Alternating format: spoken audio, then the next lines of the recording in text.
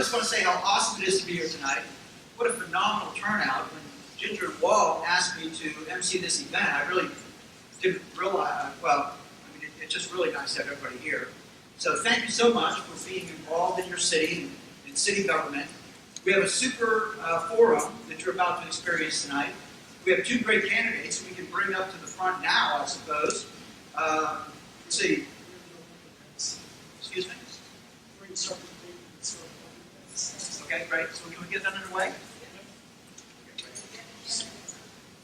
Okay, great. So we'll go ahead and bring the candidates up, and I guess you guys will sit here at this front table. I assume would be the plan there. Is that okay? Right. So we have Mr. Rick Van Wagner. Big round of applause.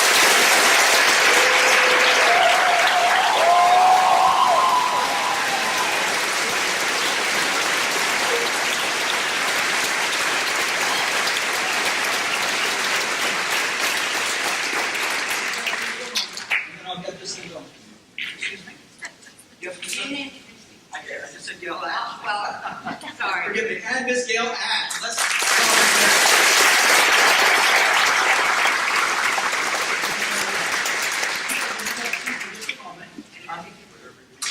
just right to the center if you don't mind. Take the two seats in the center. There we go. And I'll just run down the format with you real quickly. Each of the candidates is going to have 2 minutes to introduce themselves. So my remarks about them will be minimal. They'll introduce themselves. From there, we have 5 sets of questions. You're going to see on the screen here both questions. Okay? So the way we're going to do this is a little bit unique. You can decide after we're over whether you enjoy it or not. But what we're going to do is I'm going to flip this coin to determine who gets started. Okay? And then you're going to see 2 questions on the screen. The first candidate will choose the question that they want to answer, and then the other candidate will choose the second question, and they will answer that question. Okay? So that's going to give us a great opportunity to get some real education going on here while we learn who the candidates are. On the second screen, there'll be 2 more questions.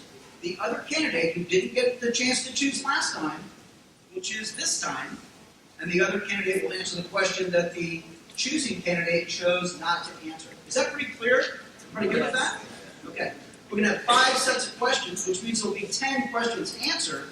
And of course, whoever goes first, the other one will wind up going last. Right? And that's the way it'll go. So, again, 2 minutes for the introduction for each candidate. Candidates, you'll hear a tone at 90 seconds, and then I'll start jumping up and down at 2 minutes to let you know that it's really time to stop. Okay? And once all the questions are answered, then the candidates will each have 2 minutes to do a wrap-up, closing remarks. Is that pretty clear? Everybody good with that? All right, great. So what I'm going to do now, I'm going to walk over and stand in front of the candidates, flip this coin. Is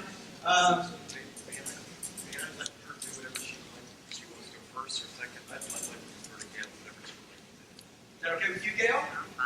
Okay, great. So Gail will, before she sees slide number 1, she'll decide whether she's going to choose the first question or whether Rick will choose. Gail, would you prefer to choose the first question, or would you rather Rick choose? Yes, ma'am.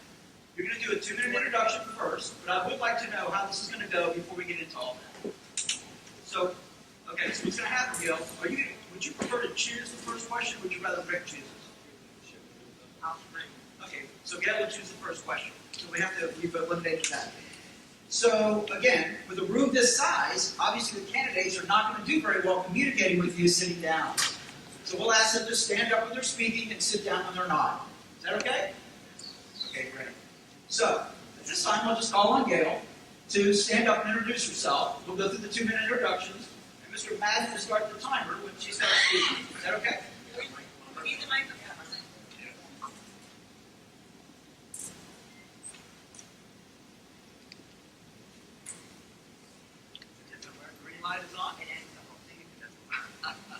Good evening. I'd like to welcome all of you here this evening.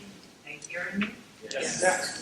I'd like to first of all thank South Lake 912 Project for having us here this evening.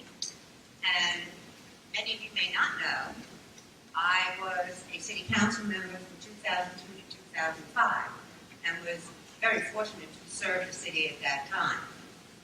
I have fond memories because it was when our city was just starting to grow, and it was very exciting. We didn't have Bill. We didn't have Walmart. We didn't have PJ. So many things have changed since I was on the council, and I was happy to say I had a partner. Very excited. Now we're facing another exciting time. As our demands increase, as our population increases, we have to look at other issues besides just finally providing a store. We have other things to consider with changes in our city, including protecting our lakes and our hills and enhancing our quality of life. So I'm hoping that you will consider me by voting for me and allowing me to continue serving the city. Thank you.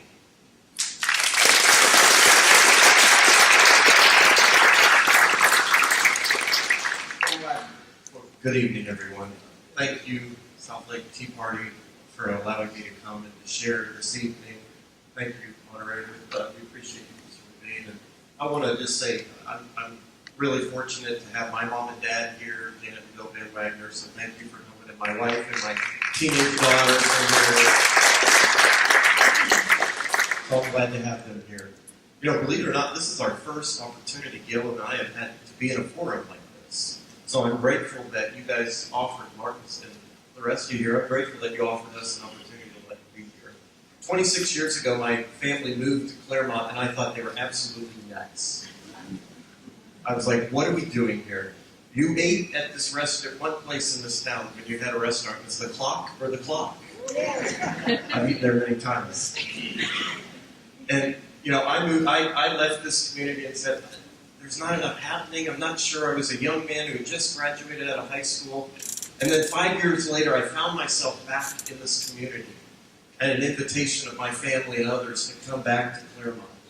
And I have to tell you, I've been here in this area for 21 years. I've lived and I've worked. And this has been a dream of a lifetime, to be able to work and to be able to be in this community. You know, some of you I've never met. Some of you I've known. Some of you I haven't. Hopefully I'm going to make some new friends tonight when I leave this place. I'm grateful for all the things that are going on in this community. It's been a wonderful experience, and I have 30 seconds. So I'm going to take it. Tonight, I'm going to share my heart.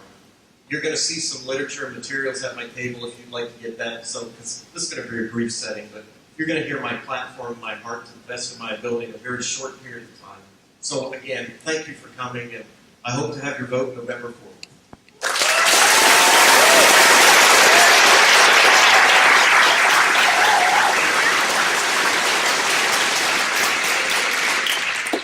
Thank you very much to both of the candidates. Those were great introductions. Thank you so much for that. What I'd like to do is, even though you can, let's see, we're going to go to the next slide, please. All the questions are on the screen for you. I'm going to read the questions, and then Ms. Ash will choose which questions she wants to answer. Mr. Van Wagner, when she's finished answering her question, Mr. Van Wagner will answer the other. So number one, this question relates to the role of city government. What exactly is the role of city government in the first place? Question A, what issues do you believe will demand the preponderance of the mayor's attention during the upcoming term? Fortunately, both of the candidates have served on the city council in the past, so this should not be, again, just so you also know, as we constructed these questions, many of the questions surround topics that were taken out of the minutes of previous city council meetings. So we know that all the questions are very relevant. Okay? The second question will be, what role will city government play in influencing quality of life elements or social factors in the city of Claremont? So Gail, which question would you like to answer? She'll take number 2. Okay, great. So please start. Do you need a reference to the question? It's on the screen above you. No, because it said social factors, right? Yes. Question B is, what role will city government play in influencing quality of life elements, which also can be interpreted as social factors in the city of Claremont? That's your question. I think we're very fortunate that we have this group that's running this organization here tonight, as well as that the Chamber of Commerce is situated right here in our downtown area. And the Chamber of Commerce helps to bring together in this venue the businesses, people, and our city government to work together. They help with arranging affairs and occasions here in this venue and with setting up occasions, also events in the city. And the city, to help out, gives them the use of this facility rent-free, and they get half of the revenues. But in all the situations, we have them helping to guide the city and helping to create a social atmosphere for all of us. Of course, in addition to that, we have our wonderful lakes that create an automatic social world for us all to live in. We have the pavilions downtown. We have the waterfront. We're going to have a splash park down there. So we have so many different elements that help create a social atmosphere for our residents. Now we're going to be having the rowing boathouse. We're going to have the Lake Hiawatha Preserve. So there are so many different aspects of our city as it stands now and what are coming in the future for all of the citizens, no matter what age you are, because we have a wide range in our city from little tots to seniors. We will have so many opportunities for everyone to be able to socialize and to get to know even more and more people around us. Thank you very much for your answer. Ladies and gentlemen, I think it's also good for you to know, that I maybe should have said before, but it's early, so the candidates were all given these questions 2 weeks ago. So they've had plenty of time to prepare. They know there should be not a question that we're going to ask them tonight that they haven't seen before, and they had 2 weeks to prepare for these answers. So you should be getting some pretty thought out answers. So, Mr. Van Wagner, what role will city government play, what issues do you believe will demand the preponderance of the mayor's attention during the upcoming term? And I'm going to turn the floor over to Mr. Van Wagner. Thank you.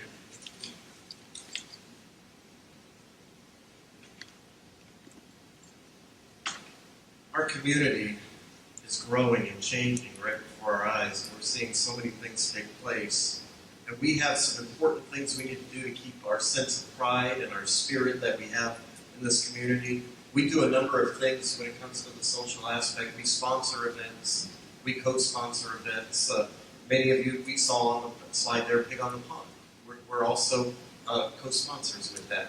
We do things like Light Up Claremont. I don't know if you've come down in December and you've participated in something like things like that. So those are the types of things that we do. And the City Council, we approve those things through a budget process. Right here in front of me, I've got a big, thick, this is my binder for this last year of our proposed budget.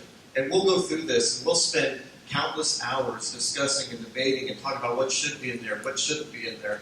And so we have a huge responsibility. There's millions of dollars to be discussed. And so we'll go through a process like that, and the Pig on the Pond will be in there, the Light Up Claremont will be on there, and a few other things that possibly will be on there. And so there'll be a vote by the City Council whether we should have that item or not on there. Occasionally there'll become something up that isn't in the budget, and that too will have to be discussed by the City Council whether that should take place or not. Each City Council member has one vote. There's 5 members on the council, so in essence, 20% you can give either the credit or you can blame them for what takes place here. But that's how our council works, and that's how the social side will work in our community. So thank you so much.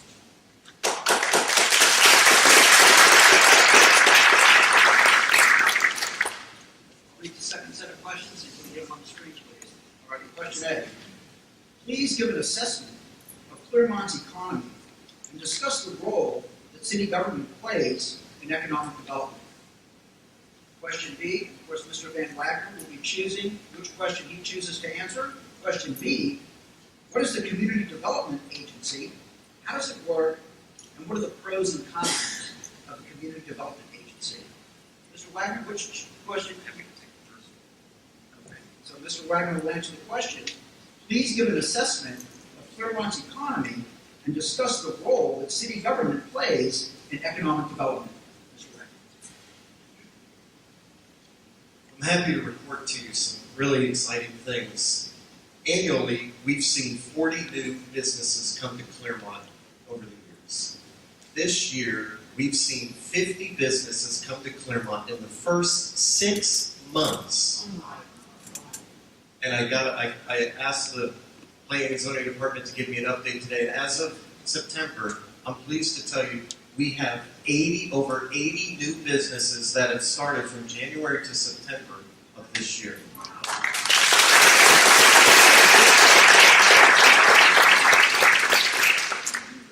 I'm pleased to tell you a lot of that has to do with a lot of the city staff and what they're trying to accomplish. We have the best economic director of all times. I asked our city manager to consider that, with, as well as some of the other council, and we are so fortunate a man named Jim Hitt came to the wheel and started to drive the boat. And many of you know that name because he was part of the Planning and Zoning Department before that. So it's a genius move for somebody who knows everything you can and you can't do, what can be built, what can't be built in certain areas. What a perfect person to take a new business by the hand and say, don't do this, you can do this, let me help you here. And so I'm so thankful that we have a city manager who has a heart for us to be a business, a friendly community, and it's our responsibility to make this as easy as possible. I don't think government is here to make it difficult on people. Government is here to serve the people.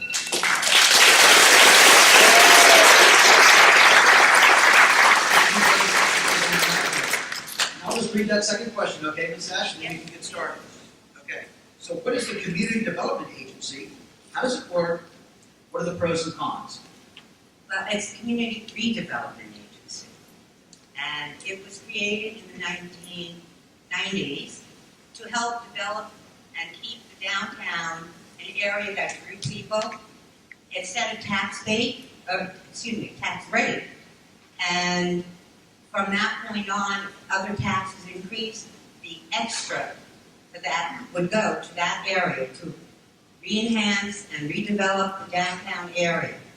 And the area that's affected is called the CRA, which is the district, the community redevelopment area, districts, and any businesses that need work done on the exterior can apply for grants to the Community Redevelopment Agency to get money for funding. If you go downtown, you can see some businesses, they have new awnings, they have new fronts, the new lighting system, the new signs, have all that money and that change has come from the Community Redevelopment Agency funding. Now this does a great thing for us because if our downtown looks great and is attractive to visitors, then it brings them downtown and they spend money here, which is better for all of us. Now in some situations, that money may be needed elsewhere in the city, but it can be. Whatever money is set aside for that particular district stays in that district. And it just keeps it revived at all times. Thank you.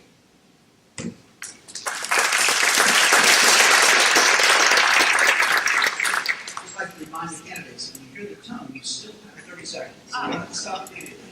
Okay? I don't want to feel that you feel that you're rushing to conclusion. You do still have a little bit more time. Okay, great. So Mr. Van Wagner chose this question. So now we'll read the next questions.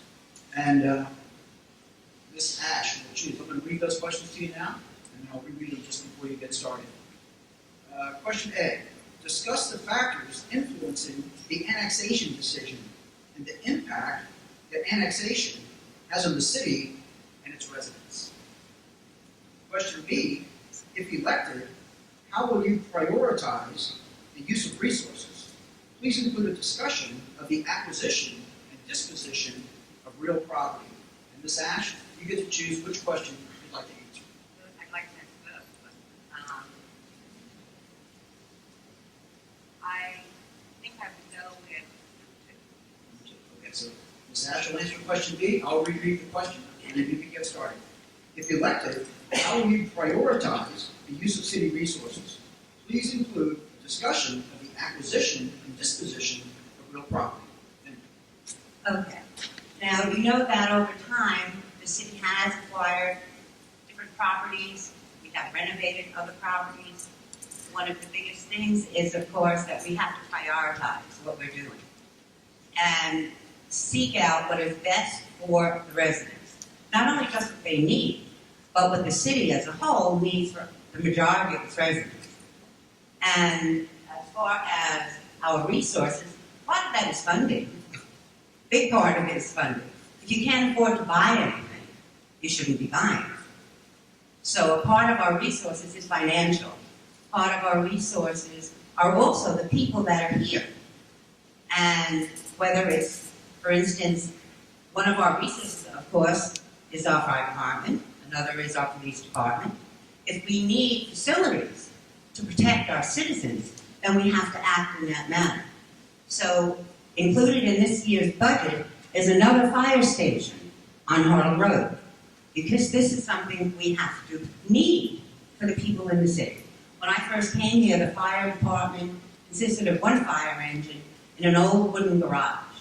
Hasn't it changed? And it's wonderful. So the city has to meet the needs of its residents for safety, as well as entertainment. If you've been here a while, you know how the waterfront and the pavilion and the hut has changed. Not only because of the needs of the citizens, but also because of the resources we had available to answer those resources. As far as acquiring property, if it's property that we need and we have the money to buy for our use, and then I would say we go ahead and do it. Thank you very much. I'll read the question and you can answer it. Okay? Discuss the factors influencing the annexation decision and the impact that annexation has on the city and its residents. Thank you. Annexation must fall under what we call the JPA, which is a joint property agreement, and that's an agreement we have with Lake County, and we work together on annexation. And businesses, when they come, or residents that are outside the city limits, many times outside our city limits, they need utilities. And so there's an agreement that is signed between those that are asking for utilities, and there's an understanding that takes place that at the appropriate time, that business or that individual will have, there's an expectation that they'll annex into the city at the appropriate time. And so it's nothing they don't know about, it's something they know about straight from the start. And so it's governed by the Florida statutes of governing annexation as well. So annexation, it impacts the city's revenue, which means if there's more businesses, guess what, there's more resources that are available in the tax base for our community. And I believe one of the ways we grow our communities is through annexation. There are people that have already signed agreements that are ready to come into the city, and we need to allow them that opportunity as we work out the agreements with Lake County. And again, that's a JPA agreement. And then we're going to see more. It's going to impact more businesses and more residents. And guys, we've got so many wonderful things coming, and I believe that we're going to see some growth with annexations to the east towards Highway 50, towards the south on Highway 27, and we have a golden opportunity in front of us. We have some people that want to be here, and so annexation, don't let that word scare you, although we're going to have some public safety. We're going to have to do some more police and fire, but there is a way to wisely put everything out there that you need and provide for the citizens, and as well make it a win-win for our community.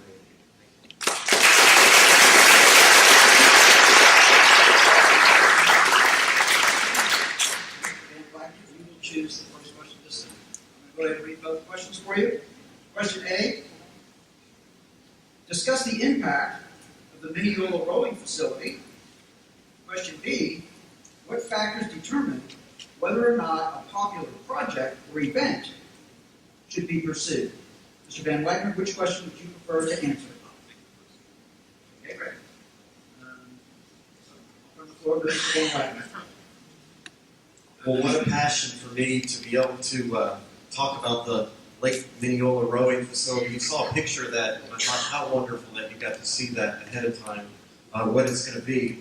This is going to draw visitors to Claremont like you would not believe. Many of you are, you know about the NTC, and maybe you've been to a softball tournament. You've seen millions of dollars come into this community in our hotels, Crispers, Olive Garden, Carrabba's, all these different places. We've seen wonderful things, and we're about to see this with the rowing club, guys, with this boathouse. I've been told this is one of the best lakes, literally in the country. People have told me they're going to be coming to be a part of what we're doing in this community. So new people are going to come. People are going to be storing boats. They're going to be rowing with friends. They're going to be drawing people to the waterfront. And again, it's not my question, but in the waterfront, we want people there because we're hoping we can get them to experience the downtown. I don't believe we can't have a thriving downtown just like Winter Garden does, guys. We've got the people here, and I believe we can do incredible things. And this is all part of the strategy.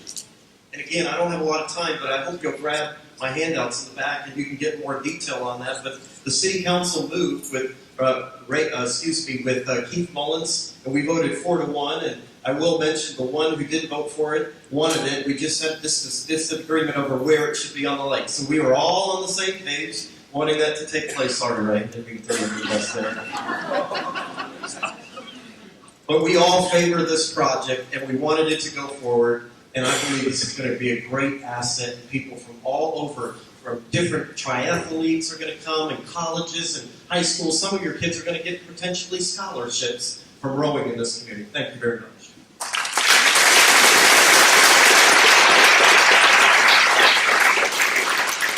So the question this actual answer: what factors determine whether or not a popular project or event should be pursued? Okay. The popular project, as it was presented to us, it was a financial issue. If it was not affordable. And that's, I really truly believe, this will be the 5th year of deficit budgets for the city of Claremont. 5 years in a row, we have had deficit spending. That means we're spending more than we're bringing in. So, in my opinion, if we have a project, even if lots of people want it, hold off until we are no longer in deficit funding, deficit spending. You just can't keep spending. And after 5 years of spending too much, you have to stop and say, let's get this budget under control. Let's get our finances responsibly handled. Because that's not been happening. Not with 5 years of deficit spending. So if we don't have the money, as far as I'm concerned, even if it's a popular thing, do it, but let's do it at a time once we balance our budget and we're no longer in deficit.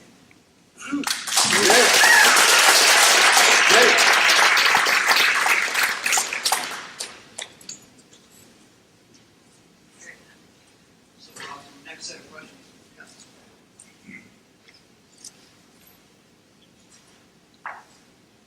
Okay, question A.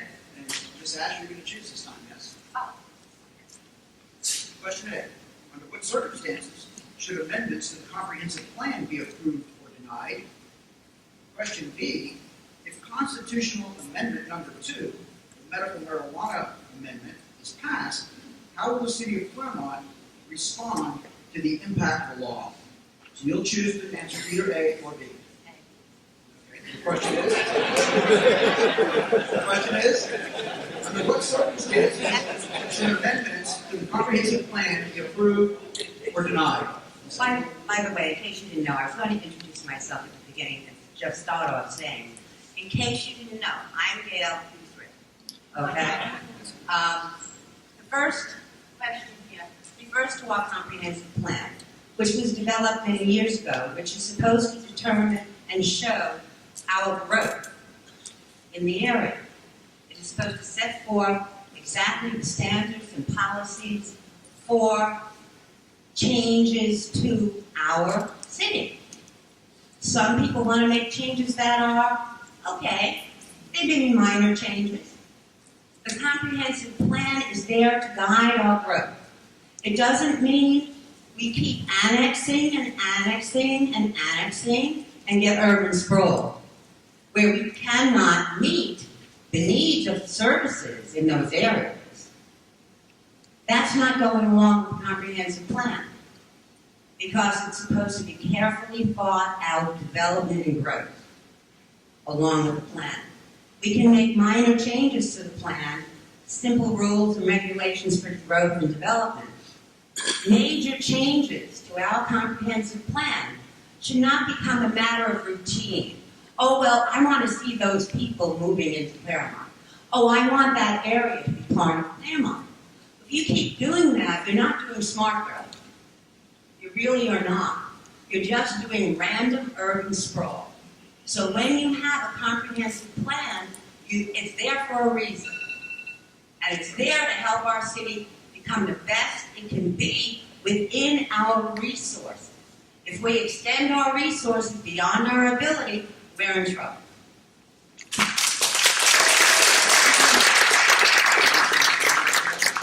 For the next question that Mr. Van Wagner will answer, if constitutional amendment number 2, the medical marijuana amendment, is passed, how will the city of Claremont respond to the impact of the law? Thank you. Well, as you know, this is on the ballot for November 4th, and I encourage you, whether you're for or against, it has not been decided yet. And so I would tell you that you need to go to the polls, whatever your conscience is, and you need to vote accordingly. Now, there's some responsibilities that we have in Claremont, and whether you disagree or you agree with what's about to take place, if indeed it does come into law, that we have some responsibility or accountability, and we have to enforce the things that are done in the law. We don't completely understand the impact that this would have if it was passed, so it's hard to get our arms around and completely understand. I mean, Colorado is experiencing things changing all the time, and so we don't fully understand what's going to take place, but we have a responsibility to look to Tallahassee as the state to guide us and tell us what our laws are and what we have to do in the city of Claremont. So we will have to do that. And taking 30 seconds while I made that so short, in 2009 through 2014, in the overall reserves of Claremont, we started in 2009 with $49 million. In 2015, we're up to $52,890 million. I'm pretty sure we can afford a few different things here and there to take it out of our piggy bank and to give the citizens the right to have a splash pad, to buy celebration clothes. And we'll do a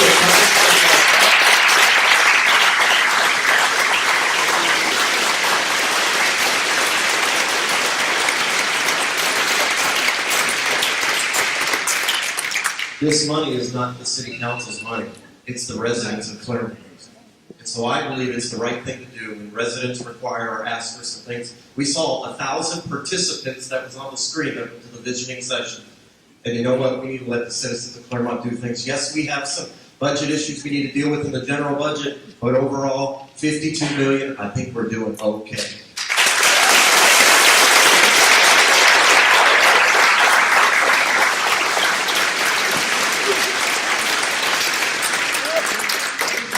These guys done a great job tonight.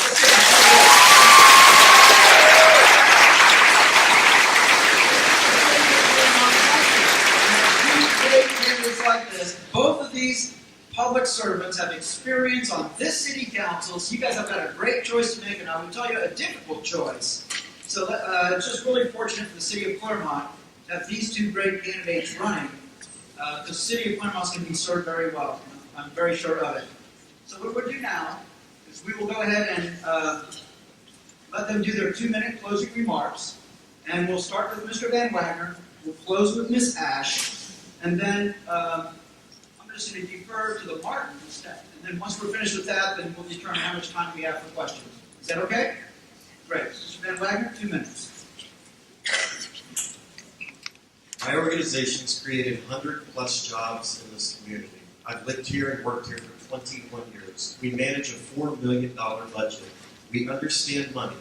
This is not made by individual decisions, financial decisions. As much as I've heard some things questioning my ability when it comes to money, you don't take something out of the ground and develop 34 acres on Highway 27 by accident. It takes one word, and it's leadership as well as teamwork. And I've been very blessed to have a lot of good people around me to work with me. And I got to tell you, I feel the same way with the city. The slides you have seen and the things you've done, I've been in office for 4 years.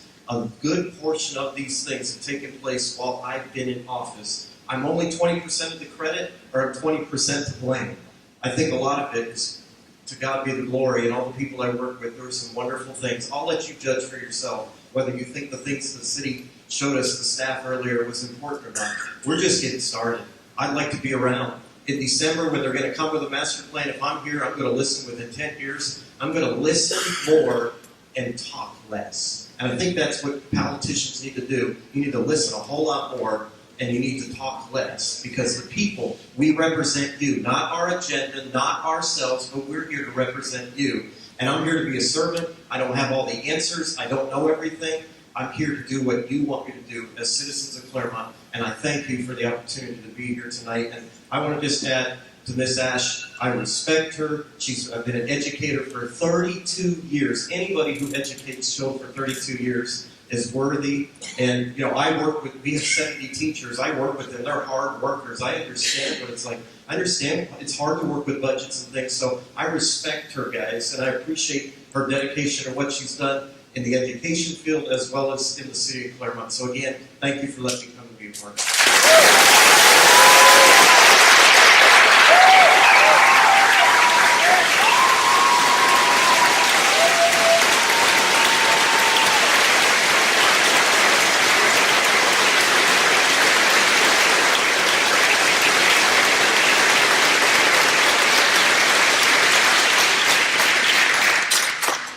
Ladies and gentlemen, Ms. Gail Ash. My class never applauded me like that. I used to have the kids, I taught elementary school. First grade through fourth mostly. And they were usually the kids that were problems. That's how I grew up also, having to deal with problems.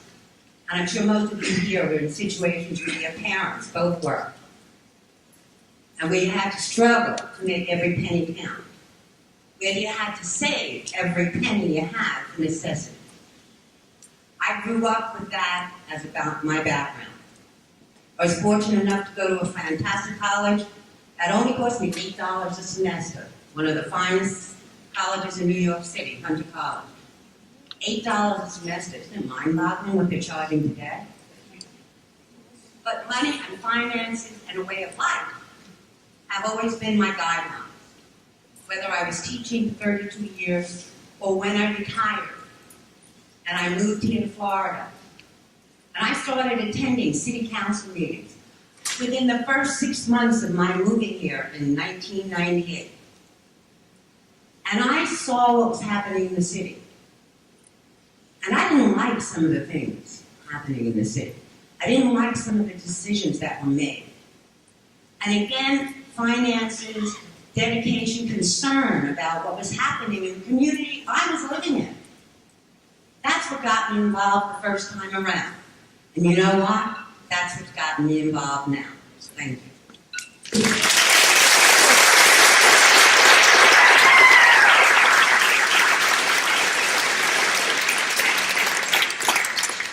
Okay, ladies and gentlemen, it's 8:11 p.m. I've been asked to get this wrapped up by 8:30.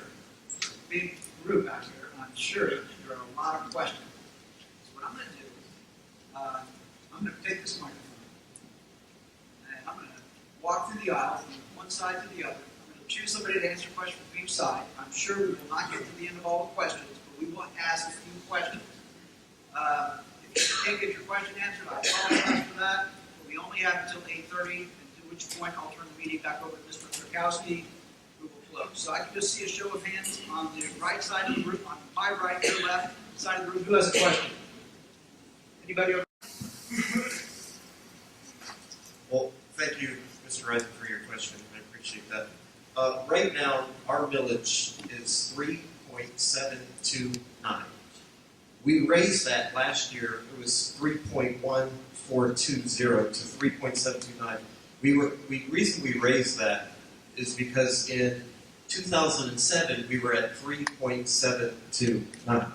And so, as you know, many of us, we lost our equity in our homes and different things. And so when the property appraiser looks at our taxes, they go off what the value is. And so Claremont saw millions of dollars that we were impacted by the loss of the appreciation that took place. And so we went as long as we could, trying to continue to maneuver and to work on the budget. And a majority of the council felt like we needed to make a change, and so we did that. But Mr. Reisman, I want to make a public comment to you and your question. You'll find on that back table, I'm committed to working very hard on this budget and not raising taxes. What we've done is what we've done, and so I'm here to try to work with what we have. There's a way to grow ourselves into prosperity and increase. And so Mr. Risen, I don't want to see us do anything from here on. I want to work with the numbers we have. So thank you for your Ms. Ash, question. you have an opportunity to answer the question. I've also seen the situation in the county. Of course, and living here in Claremont, I've seen house prices decline. I lost over $100,000 in quote unquote on paper. Okay, but then everything picks up, everything moves up. Luckily, the taxes start coming back this year. Our taxes from property have risen because the value of homes have risen. So that's part of why there was no increase, quote unquote. We do have slight increases because we maintain the level that we had before last year. So there is an increase in our taxes this year, even though the tax rate is the same. As far as raising taxes, taxes have to be raised if you are functioning under a budget and spending that don't match. If there are things you need, that the city needs, that the citizens really need, and must have for their well-being and their safety, those are issues that should be attacked. And those are the areas where your money should go. So I think you have to really look at a budget, see what the needs are, and meet those needs as best you can within the budget you have. Thank you very much, Ms. Ash. I'm on the right side of the room over here, and I have a gentleman here that would like to ask a question. So then go ahead and have him ask that question. Introduce yourself, please. Bradley Cox. It's a follow-up question for Ken and Dash. Along the deficit spending and the popular project question, do you feel like the circle the wagon kind of mentality, the deficit spending mentality, puts us behind other neighboring communities if we can't go out there and get some of those popular projects as a type of investment in the future? But you have to be able to have the time, the money, and effort to actually enjoy them. If you have, I'm always hearing, oh, Winter Garden is wonderful. Oh, Winter Garden is fantastic. Oh, Claremont should be like Winter Garden.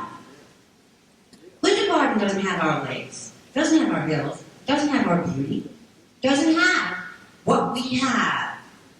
We should stop trying to compare ourselves to Winter Garden. We have to take the assets we have, what we have, and make it the best it can be. So if you have a project, you have to consider it in the event that it's something that is a popular project. Yes, it's something a lot of people want. And yes, we can do it. Can we do it this year? Maybe not. Next year? Probably. I'm just saying, don't eliminate the projects, but do them when you can afford to do them. And now, Mr. Martin, question. It's actually more of a statement than it is a question. The $52 million is not exactly money that we have to be able to spend. We have, part of that money is committed to new sewer, to new water, to new infrastructure for our city. So I don't want everybody to get the opinion that we have $52 million to spare. So we'll have Mr. Van Wyk speak. Great. Thank you. Thank you for the clarification. As I said, $8 million was the general budget. $6,000 is the building fund. Infrastructure is $2.3. Recreation impact fees. Every time a new house comes to this area, did you know they're putting in towards parks and recreations? I was just counting. I think I counted 500 to 700 homes this year that have already been permitted. Guys, money's coming. It does not belong just sitting in a bank account doing nothing. It's for the people. Sewer. That's we can pay things for cash. Water. Capital projects, stormwater, sanitation. So again, you can come chat with me. And again, go to my table, look at all this information. I have some more as well, but you're right. Thank you for clarifying that. I just wanted to give you an overall health that we have $52 million in the account. And yeah, it is in various things. But guys, we're growing as a community. So Ginger, thank you for bringing that up. I appreciate that. Okay, we have another question here in the back of the room. Hi, my name is Kalila Cole. I'm an educator here in Claremont. I've been here for 3 years. I have 2 young children, and my question is for Ms. Ash. Being a parent of young children, I would like a place to take them where I don't have to pay for Disney or Universal. So I understand that you say we should wait till we have the finances, but if you've had small children that you can't take them on the lake and you can't enjoy the hill with them, what would you do with them? Well, you've now got a recreation center with 2 pools. You're going to have a splash park. You have a trail. You have a preserve, Iowa Preserve. You've got these things here. So if we had nothing here, except trees on hills and water out in front of us, then I'd agree with you. You would want something for your children. We've gotten something for your children. We have it already. So any other new project can wait a little while, okay? Okay, let's get some hands on this particular area here. Okay, let's come here. Question, please just give it to you.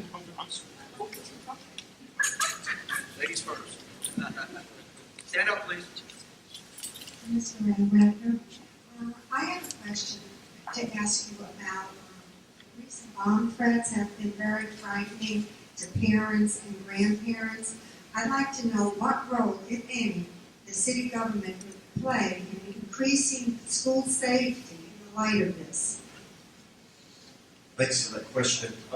Not too long ago this year, there was a write-up in our local newspaper about this, and our police department is in the active shooting, I forget the last name to that, but it's active shooting is the name of the program, and they went to some training actually in Georgia and trained in tactical and in technical parts, and they came back, these gentlemen who have been trained about bombings and shootings, and they trained our staff here what to do with that. So we're coming in with some additional training. Also, I know in January, somewhere in the January, February, March area, we're going to be doing some joint missions with Lake County EMS and the Sheriff Department, because some of our jurisdictions overlap with some things, and so we work with the Sheriff Department and also Fire Department and the Claremont Police Department. So they're going to be doing some joint things together. So there's some training that's already taken place for shooting and bombings, and God forbid ISIS comes here. And so I'm very thankful for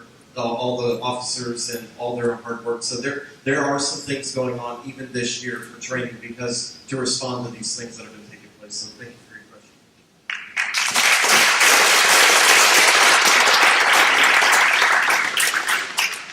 My name is Sheila Sheldon, a resident here for several years. Tonight, before the meeting got started, we participated in a prayer to God and did our pledges, our pledge, and our song. And I work at a college where we do the exact same thing at graduation ceremonies. So I wonder to both of you all how you see that act and if we can expect to continue that freedom.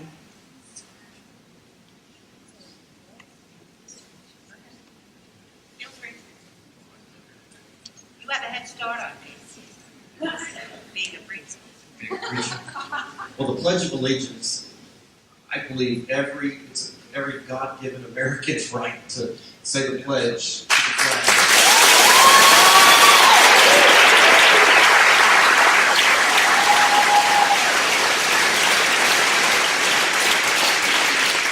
And let me say this to the veterans in the room: thank you for your sacrifice so we can have a very free country.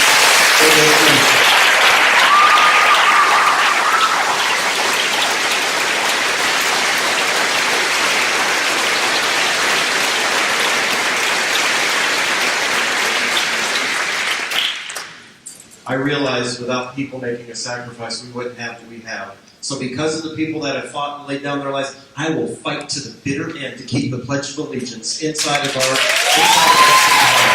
I will not let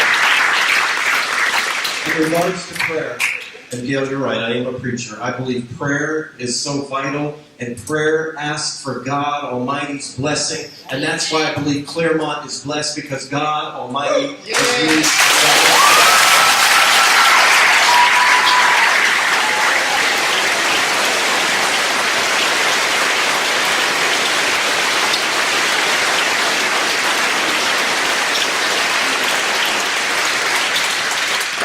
Ms. Ash, would you like to speak to that?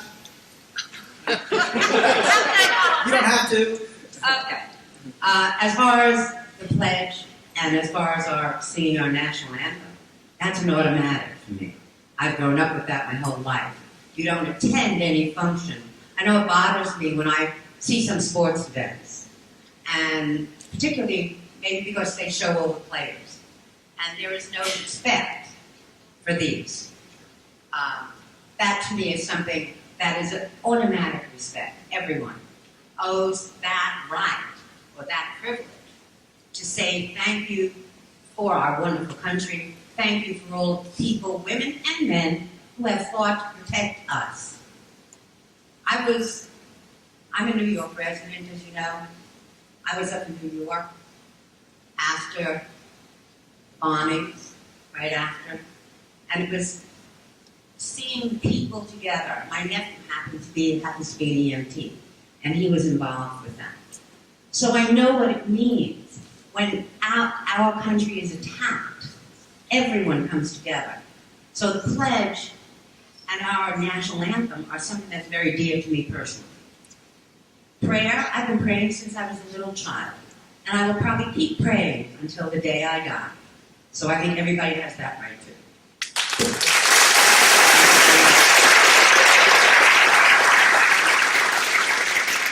We have a question here in the back of the room. You can introduce yourself. My name's Tom Lamb. Grew up in Windermere, lived in Winter Garden a little while, and I think I've been in Claremont, 20-something years, 25 years. Anyway, my question is to both of you, does growth pay for itself?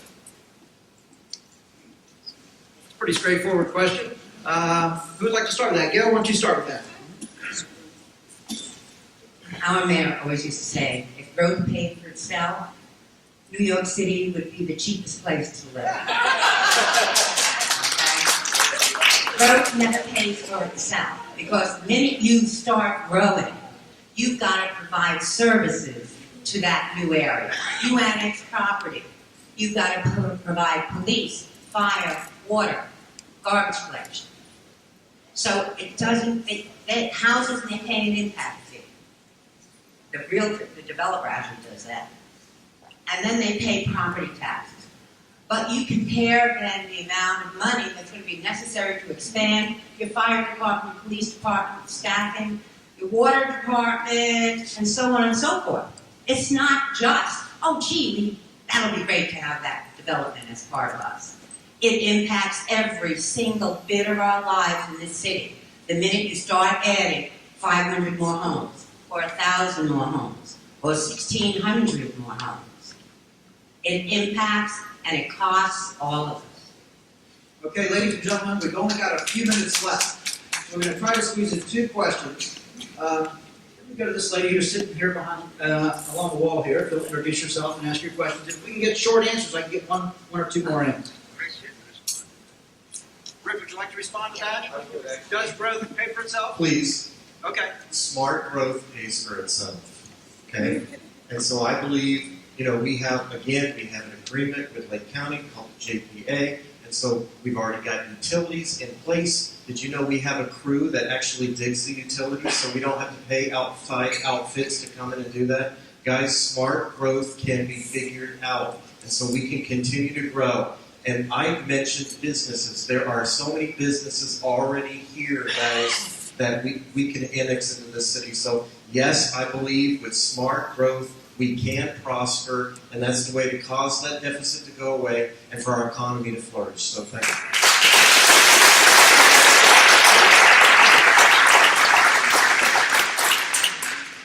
Charlene Forth, and I'm a 25-year resident. My husband grew up here, though, and his family are 3 generations here. And I want to tag on to the lady who has the small children, and I know both you candidates very well.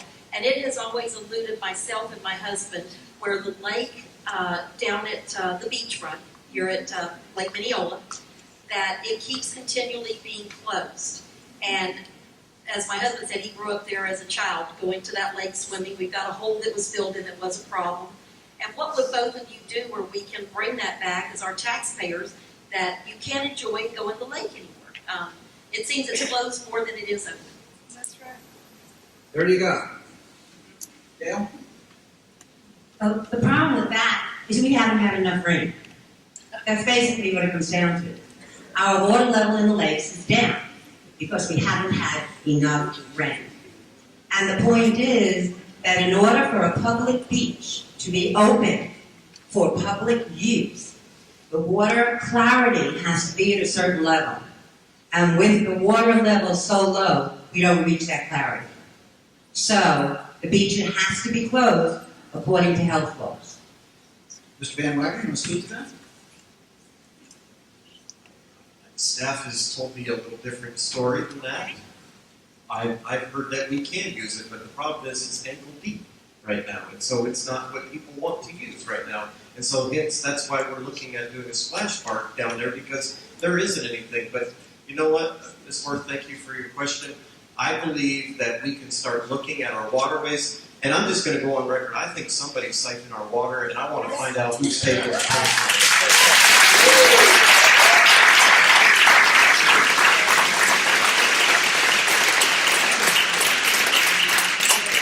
My neighborhood and my grass is greener than it's ever been, and it's very thankful for the rain I've gotten all year. So I'm not so sure. It's just natural.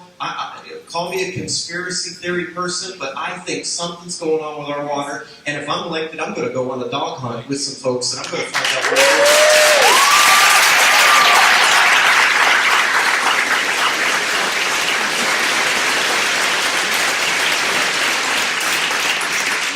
We're all having a great time. I know we are. It's super. And I wish we could stay here all night long and take questions, but we are going to take just one more question from this lady here.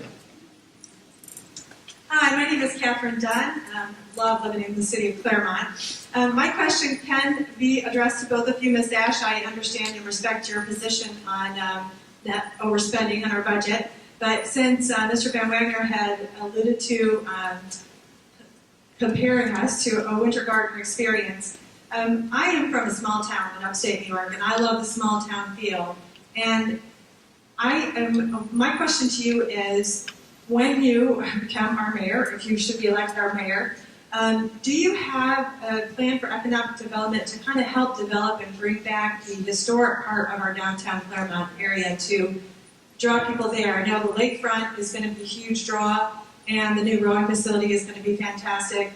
Are there some untapped resources, grant money, things like that, that you're planning to consider and research to see if we can bring some additional life into that downtown historic area? You can both answer, but staff wants to. Sure. Thank you. We've went through a rigorous process of trying to determine what we need to do to help the citizens of Claremont in the downtown area.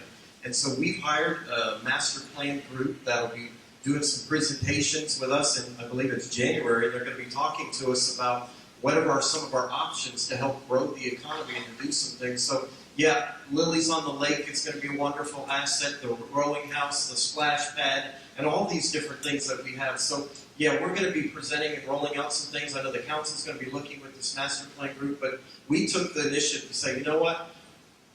I don't have all the answers. And I'm comfortable telling you I don't have all the answers.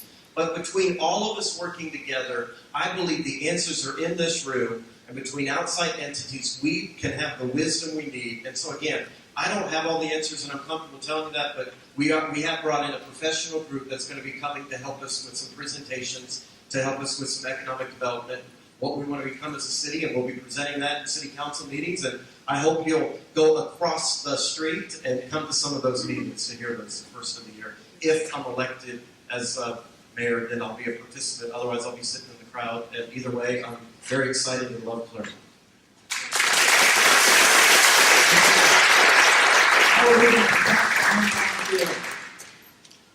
Speak to that.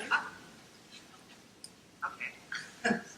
I think you have to understand something. Take a real close look at downtown. How many blocks are involved? 2 blocks. We have businesses already there in most of the storefronts, if you would, or that are there. The city truly has no choice in who the landlords rent their place to. If you want to change and not have a realtor's office or not have an attorney's office, that is really not the purview of the city. We can't change who the landlord rents to. This is something you have to keep in mind. We want to revitalize. I was here when it was much more active. We had many more stores. And then when the Depression, if you would, came, people moved out.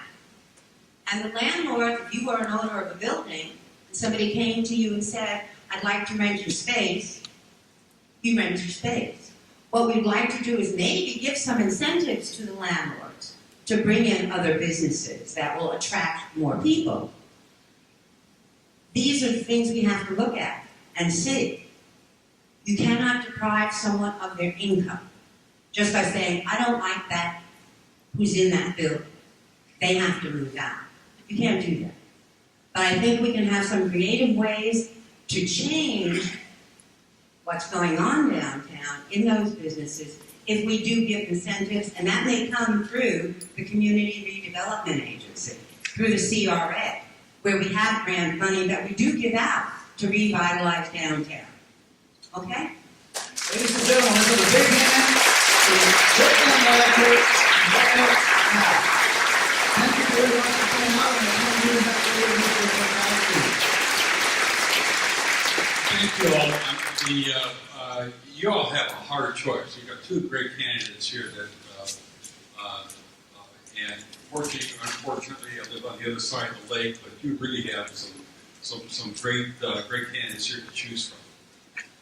If this is the first time that you've been to a South Lake 912 project meeting or a Tea Party meeting, this is what we do.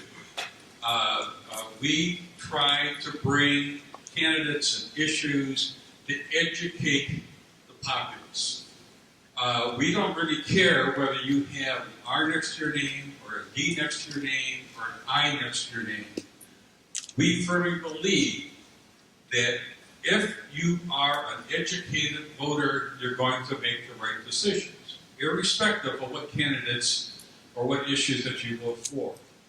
That's one of our main purposes, is just to bring you the opportunity to become educated in your community, educated in your elected officials. And once we have our officials elected, we stay in tune.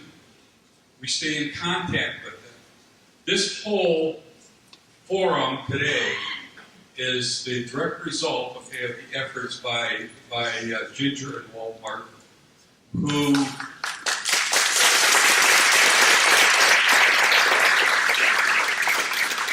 spent a lot of time, at city council meetings. They write their reports of what happens, they give their comments and observations, and that is emailed out to our members. It's posted up on our website. We have another group, Tom and Nancy Martin and the Madden said who attend the Board of County Commissioners and do the same thing.